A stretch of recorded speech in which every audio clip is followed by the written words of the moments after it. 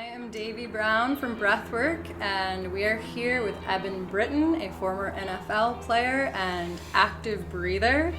And we are going to have a little interview, and then he's going to lead us through kind of a day in the life and how he integrates breathwork into some of his workout routines, some of his recovery routines, which is going to be very cool. But we're going to start by him leading us, or using the Breathwork app to lead us in his favorite breath. The calm breath.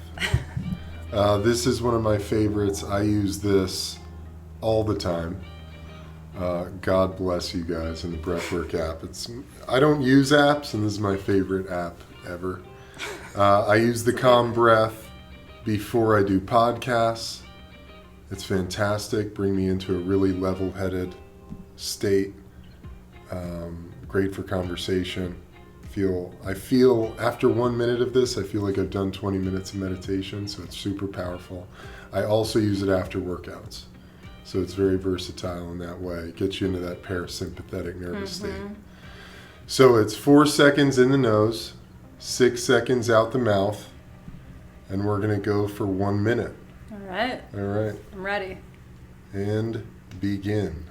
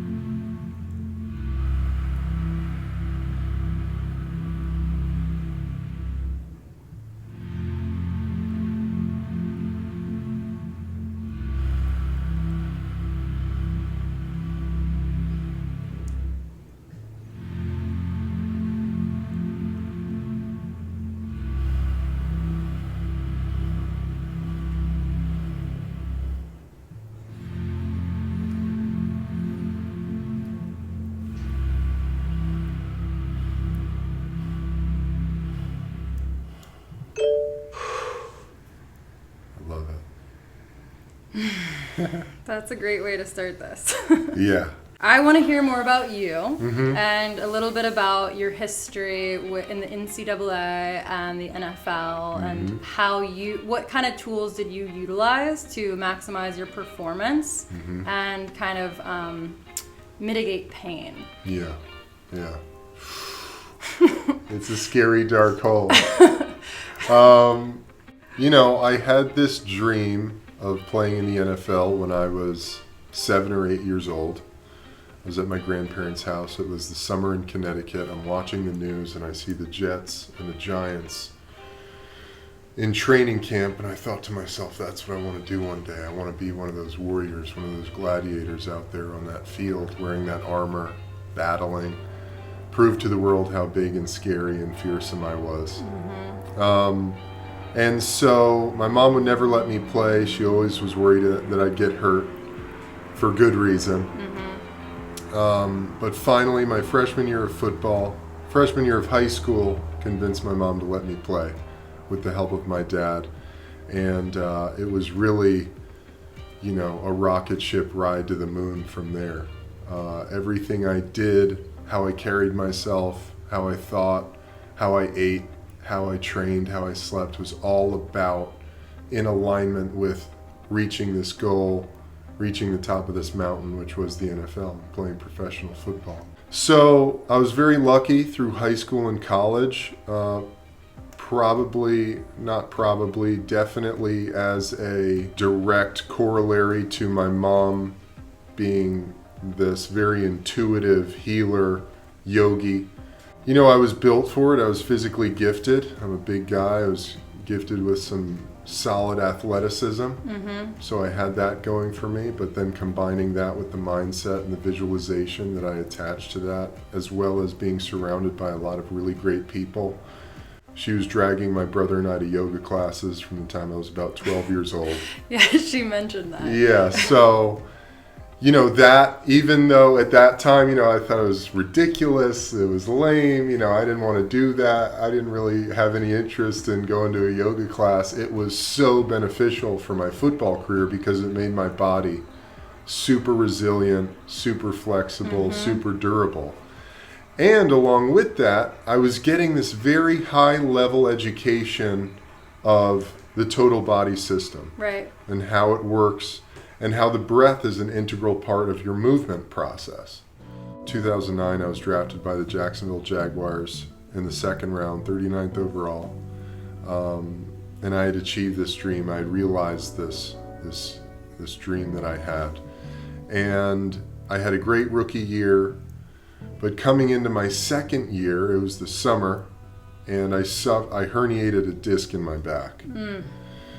And it really started this long domino effect of injuries that would really plague the rest of my career for the next 4 years, next 5 years actually.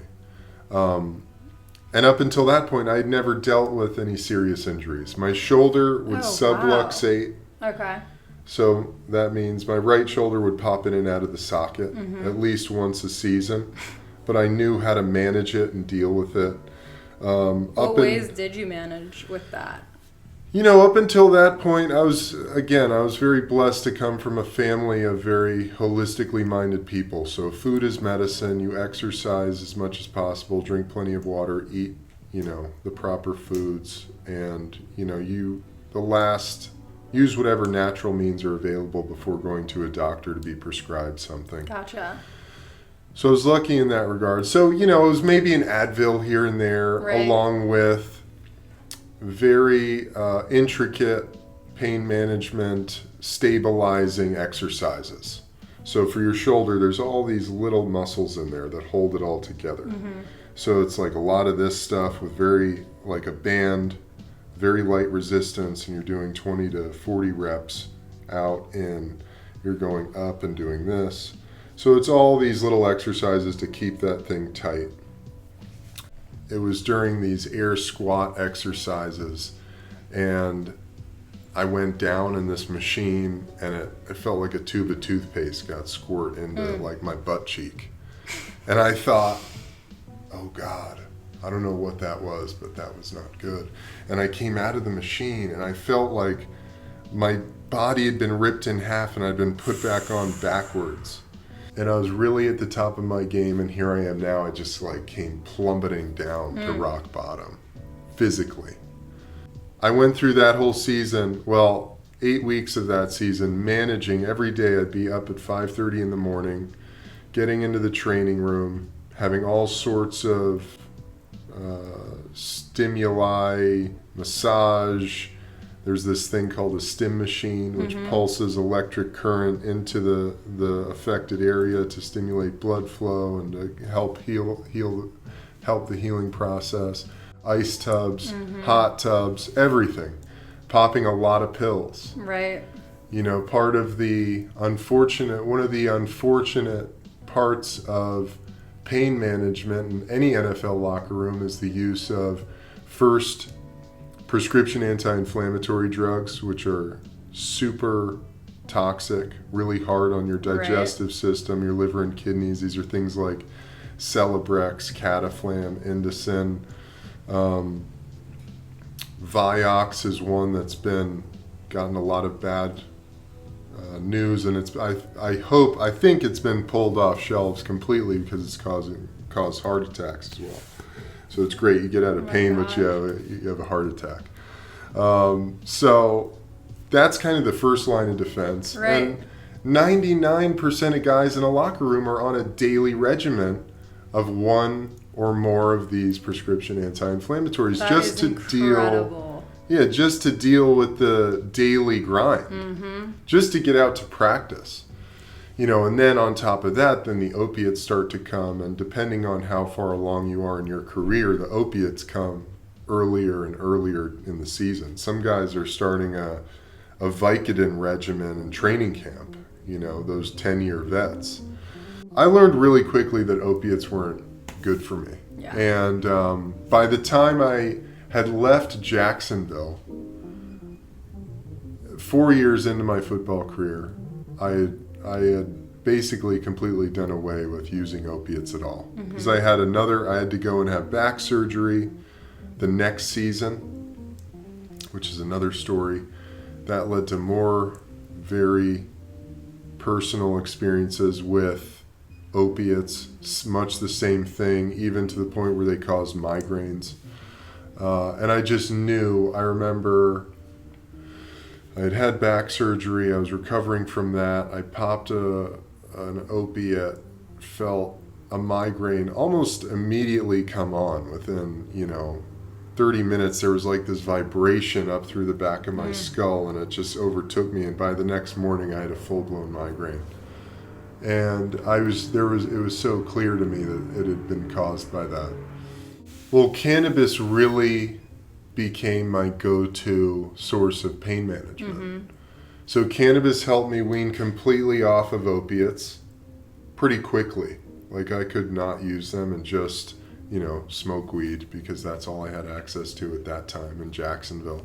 Playing football in college and using cannabis is just a much different story, because there's so many random drug tests. While in the NFL, there's just an annual drug test for cannabis. So once you take that one, they call it a substance of abuse test, you're good to use cannabis at will, and really anything else that's on that list. I only used cannabis. Yeah. I had this understanding. I was like, wow, when I smoke weed, when I smoke a little cannabis after a long day of this grind, I feel my whole body decompress. I feel the emotional stress of preparing for the game be relieved. I can connect with my family. I can get a good night's sleep. I wake up the next day feeling really rejuvenated. So cannabis was really my way out of the opiate. My last year in Jacksonville, I got really heavy into herbs and medicinal mushrooms like chaga, reishi, cordyceps, lion's mane in particular for brain health and cognitive function. Because as football players, we suffer a lot of concussions and a lot of subconcussive hits that leads to this thing called CTE, which is chronic traumatic encephalopathy, which is early onset Alzheimer's and dementia. Oh, wow. Yeah, That's incredible. I have friends and teammates and guys I know who late 30s, early 40s being diagnosed with early onset dementia and Alzheimer's. My understanding or education around how the breath is directly connected to movement was way back with my first ever weightlifting trainer. I was in 7th grade, and he was this old dude, Gio. God bless him. Rest in peace. He was a natural bodybuilder in the 70s. This guy was in his 70s when he was training me, and he was incredible. And I remember the first day he connected the breath with every weightlifting movement I did. Incredible, Gio. Yeah. That's awesome. Yeah, and I was like, oh, this makes so much, I like get under a bar and I'm like struggling Exactly. and moving it. And then he goes, no. When you go down, breathe in. And then when you want to explode, breathe out. And I was like, oh, and I did it. And it made so much sense. And it made the whole movement work.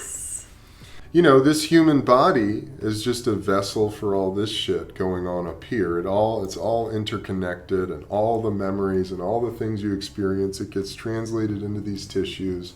And it's just sitting there. I've always had this very integral understanding of how the breath is such a key component of the physical experience, and I mean it's even more than that at this point. The breath is it's prana. It's the energy that moves us. 4 years of high school, 4 years of college, and then 6 years of the NFL. So almost 15 years of football, and I was totally broken down on every level. Had no idea who I was, what I was supposed to do with my life, how to relate to anyone in my life. And lo and behold, meditation started bringing a lot of peace. And then, things started to get realigned, and breathwork has become a very important aspect of my daily routine. I wake up every morning and I do 3 sets of energize, I do some of my own little practices, a little movement work, some stretching. I do the euphoria breath. I think the euphoria breath might be my favorite. Yeah, that's a good one. Just because it's so fun. Gets you Belly, going. chest, exhale. Yeah. Yeah. Somewhere in there, I got to go. I've got to hang out with a lot of Navy SEALs, and then I got invited to a workout with Laird Hamilton and Gabby Reese, and then it was like, oh, That's amazing. Breathwork is the shit. Right. You know, this is like next level training. I mean, all the time, you know, before a meeting. I mean, this app is seriously, I do it. It's so fun to play with and experiment with. And, you know, at first I just really had the understanding of the Wim Hof technique, which I've since learned is Tumo, which was, you know, I just had this thirst for knowledge. So I was just seeking it and trying it and then going, fuck, this works. You know, I'd be on the freeway doing the 4-7-8 method for 10 minutes on my way to do a podcast. And Which by is the our time sleep I got breath, there, so be careful about that. Yeah. I read that and I was like, oh, that's interesting. I mean, it definitely, it gets you into a super relaxed state. And you know, mental health is a big thing in my family. A lot of depression, anxiety, substance abuse, alcoholism. So anything to help quiet the nervous system is so powerful to me. Right. And the breath, and I heard Andrew Weil say the 4-7-8 breathing method will put all antidepressant drugs to shame, and he's absolutely right. I mean, it's incredible. It's so fantastic. He wrote a book called Breath, and it's a very quick read, and it's amazing to see a doctor bridge so many modalities. I'm a big fan of his. Another thing about the app that I love so much, I know we're talking about some other stuff, but you've got the visual, which is super helpful as you're getting started to get a feel for the counting. But then you've got that really nice audible sound cue that I think is so helpful. And then the vibration too. So you could just like kind of set it on your leg or your lap. Right. And just get into the zone, close your eyes and just feel it. It's so helpful. I love you guys for creating this.